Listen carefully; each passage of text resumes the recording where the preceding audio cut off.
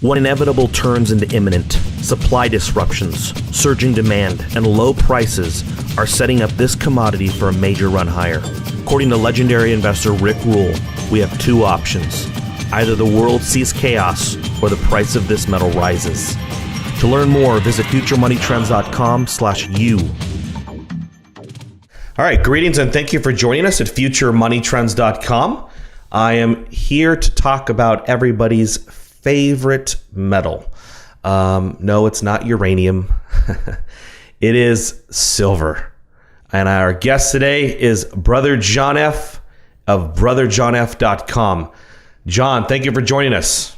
Thanks for having me on, Daniel. It's great to be back. Well, 2017 is looking great. It's almost, an identical repeat of what happened last year. After the Fed hike, we saw a little panic, and then we were off to the races. And here we are. After the Fed hike, we definitely saw panic, and metals are looking very, very strong right now. What is your outlook for silver for 2017, especially here in the near term with President Trump taking over?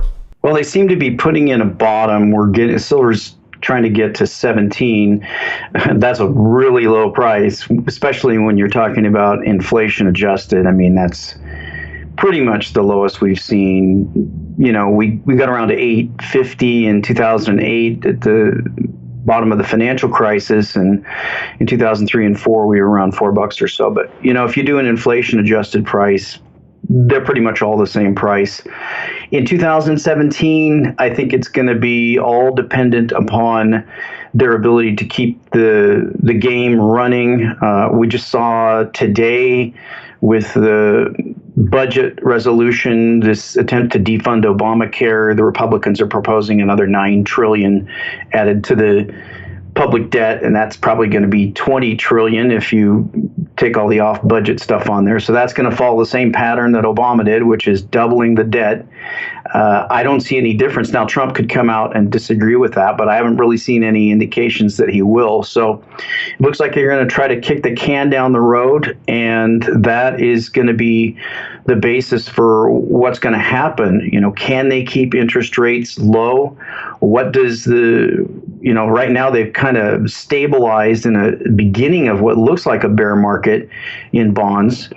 And, you know, what's going to happen with interest rates, what's going to happen with the budget. I think all of that is going to impact the precious metals, because going forward, you know, we're looking at precious metals as a store of value. And I really don't think that the serious bull market in gold and silver is going to take off to the upside until we get a serious crisis. So as long as they can kick the can down the road, I don't know how long that's going to be, but as long as they can keep doing that, they'll probably be able to keep a cap on precious metals. What about the idea? I mean, here's what I really think that, you know, once Trump is president, I mean, the president of the United States in 10 days, this guy, he tweets something about China, he tweets something about Iran, he tweets something about a major corporation, or the media talks down the economy for the first time in 8 years and he defends himself.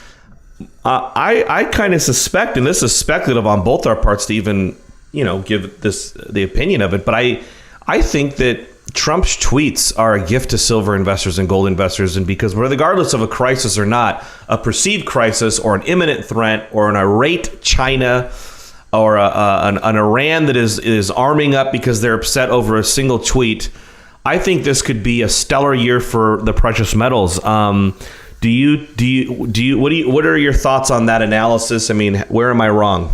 Well, it absolutely could be. I mean, they have their foot on the market. They're preventing the rise. We've already gone over the fundamentals so many times. With silver, they're much better than they are with gold. If you're talking about a return to silver being a monetary metal, just because there isn't hardly any of it around. I mean, 1 billion ounces, give or take, a year being mined, and that's all being sucked up by industry and investors, stackers. But what's that? You know, 1 billion ounces at $17, $17 billion. I mean, that's a rounding error of a rounding error. So obviously, if they for some reason allow it to rise like they did in 2010, and it got near that $50 price, that old nominal high, it was going to blast through that, and the fundamentals say they could go tenfold from there. If they let that happen, that can happen. But we both know that they are suppressing the precious metal prices, silver far worse than gold, just because of the fundamentals. We have the admission out of Deutsche Bank that their traders were involved in it. Suspiciously, as Rob Kirby points out, we don't have the admission of any American banks being involved in it. Of course, they're the ones acting in the behest of the Federal Reserve, have the most to lose. But, we do have these admissions that silver is being rigged, has been rigged, that the people who are behind it are the bankers. Obviously, these traders acting for the banks were given a green light by somebody. Now, who could that somebody be? My guess is the Treasury and the Federal Reserve.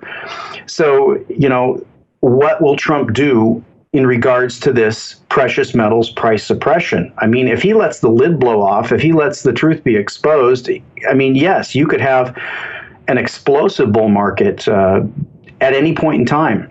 Why would somebody want to own something that is manipulated? And I guess this extends to anything, whether it's stocks or housing. Is there anything that's not manipulated in this world, and specifically with price suppression for gold and silver? Because I guess if we are going to own something manipulated, why not own the Dow Jones, which they're manipulating up, rather than gold and silver, which they're suppressing down? That's a very good point. But ultimately, if you believe in free markets, you believe that markets will out in the end, and something that's manipulated down, when you suppress prices, you create a shortage. And when you artificially pump up prices, you create a glut. And the market ultimately will come back to the fundamentals. Now, with things like stocks, the problem is that those things can be changed with the swipe of a pen, with the change of a digital entry. We know about the DTCC and their Water Street fiasco. We don't even know if your shares are real. We don't know who holds them. We don't know what street name means anymore. We don't know any of these things. So stocks have an added risk. Yes, there's a fundamental value to them, but there's also a type of risk in regards to ownership. Now, if you're talking about physical precious metals, if you're talking about stacking physical silver and gold, it's true that you have the risk of them being continued to be suppressed, or being suppressed harder and going down, but you don't have the risk of them just going to nothing, or having them just be wiped out. So ultimately, if you believe in free markets, you believe that in the end, something that's tremendously undervalued that you physically hold will pay off in the end. Now, that on a different level, if you're looking at mining shares, you could get a tenfold return in the miners compared to what you get in the physical metal if you're at the right time. But if you're not at the right time, this last run we saw with like First Majestic and some of these other mining stocks, a lot of us thought, wow, this is it. This is finally the second run on these mining stocks. But then they came all the way back down about 80%. And if you're not in that window, if you're in the business of mining something that they're suppressing, they could potentially even drive you out of business. So it's better to stick with the physical unless you're absolutely certain that your timing is right. And then you're probably going to get even tenfold return if you're in the miners at the right time. Well, so miners are speculative anyway, and this, of course, just adds to the risk of a mining company. Do you personally suggest, or do you personally own mining shares for an additional potential for profit? I don't personally own mining shares, but I keep an eye on some mining shares that I just watch, and when I'm convinced that the precious metals price suppression is over, it may be too late to get in. But I'm willing to invest in mining shares as a speculative play. Currently, I'm not, but I'm watching them. if and when the suppression ends, because I think then the returns will be phenomenal, especially on silver mining stocks. But again, there really aren't any primary silver miners, and that's a complex formula based on how suppressed silver is and what a primary silver mine is. And Jeff Nielsen's done a real good explanation of that, of how that changes over time based on price. Sure, and almost all of them are just base metal miners. I'd be interested in knowing what your thoughts on First Majestic, just because it is the purest primary silver producer. But for gold and silver, one of the things that's always bothered me. Now, silver, I can easily see investors making 5 times their money, 10 times their money, maybe more. But with gold, it always bothered me that, here you put all this money in gold, which is money, which is great catastrophic insurance. But let's move on to now people who look at it as an investment. Let's say gold goes to $2,500. That's a significant move in the gold price. You've only doubled your money. But if it goes to $2,500, I think you would agree, I could easily see the mining stocks going up 20, 30, 40 times on a move like that. So for gold, would you suggest that mining might be better because the profit upside for gold is not as great as for silver?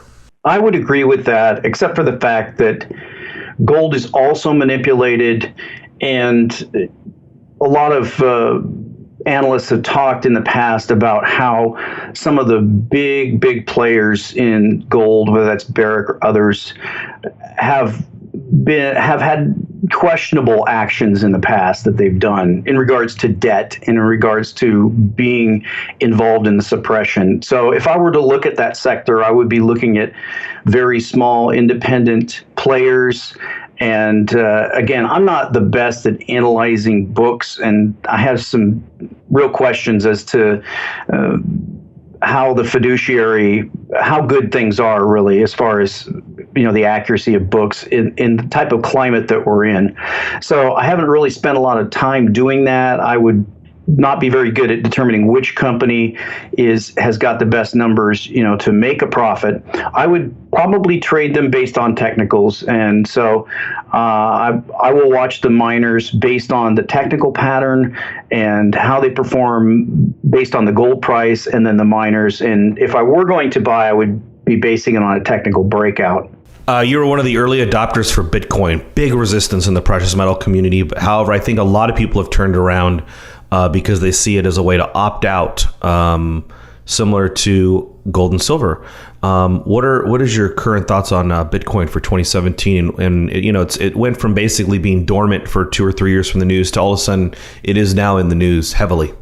Well, it made a new high in the Chinese yuan, and it was very interesting, the reaction, because this is the first time that I know of where a central bank had to defend its currency against a cryptocurrency. That's essentially what happened. Bitcoin hit around $1,300 in the Chinese currency, converted to US dollars, and then crashed down to around 850. It's starting to stabilize now around 900. But the Chinese government is very concerned about people's ability to evade capital controls. This is something that I covered over 5 years ago when I was covering Bitcoin on the Bitcoin channel. And I was doing videos explaining why Bitcoin is so important, why not just Bitcoin, but this technology based on decentralized peer-to-peer cryptographic technology, because this allows people to send any amount of wealth, or a very large amount of wealth, with the click of a button from one computer to any other computer anywhere in the world. And this caused a lot of problems recently for China, because about 95% of the Bitcoin volume now, trading volume in fiat currency, comes out of China. So that was a big thing in the history of Bitcoin. And I've predicted that Bitcoin would make new highs. It actually did make new highs in the Chinese yuan. And it's probably going to back and fill now for a while, but I think new highs are definitely in the offing soon. Is it still difficult to purchase? Because I remember that was the biggest thing, people would email me all the time about Bitcoin being hard to acquire, essentially. What's happened in the last few years? Is it easier for people to own Bitcoin and sell Bitcoin? It's become easier. it's never been that difficult. You know, Coinbase is one of the top ones that you can buy Bitcoin on. You still have to you have to jump through more hoops now than you used to. And now, of course, the IRS wants to know everybody who's ever bought through Coinbase. And I really don't have any concerns, to tell you the truth, because I probably lost more money on Bitcoin than anybody. I was into Bitcoin when it was about $3, and I've lost so much money on exchanges being hacked, just being stolen, etc. So I could probably book a nice capital loss. But people are concerned about their privacy. You can use Coinbase, you can use Bitstamp, you can use local Bitcoins. It's definitely not as easy as buying a stock, say, if you have your account set up. But then again, it's not that easy to set up a stock account anymore. It's not that easy to do anything anymore. So I think it's going to become easier going forward, but there's still some barriers to entry for the novice, definitely. Yeah, you're right. I mean, it is a pain in the butt. I have accounts with brokerage companies that are just stuck because, you know, they want all this paperwork, and it's just like, it's like my wife's like old 457 from 15 years ago or 10 years ago. It's just, it's very inconvenient. So anyway, last question, sir, for you on precious metals, with gold and silver. Not a lot of people talk about platinum and palladium. I wanted to know, do you follow those markets? And if so, do you recommend holding any physical platinum and palladium? I follow platinum and palladium, and there's been not a lot of action recently on them. It's hard to determine, you know, the big issue with them in the past had been their use as in catalytic converters and how they can be substituted one for one. You had that huge run in palladium and then crash, and then you had it in platinum. So I think the main driving factor is that issue, the industrial use. And I just don't think there are that many players stacking those metals for the savings value. Definitely gold and silver surpass them. I've bought some palladium in the past in 2008 when it touched down below 300. I think, you know, when you see palladium in the 200s, 300s, then I don't see how you can miss. If you see platinum cross below gold a significant amount, then that's a pretty easy play because generally it will go back above it. It always has. So that's about all I do on those. Not really a lot of action lately, though. All right, Brother John F. Everybody, if you want to check out his website, you can get daily articles, and it's not just on silver, it's also on the overall U.S. economy, stock market, and even some politics. BrotherJohnF.com is the website. Again, John, thank you so much for taking the time to be on the show today. Thanks again, Daniel. Appreciate it.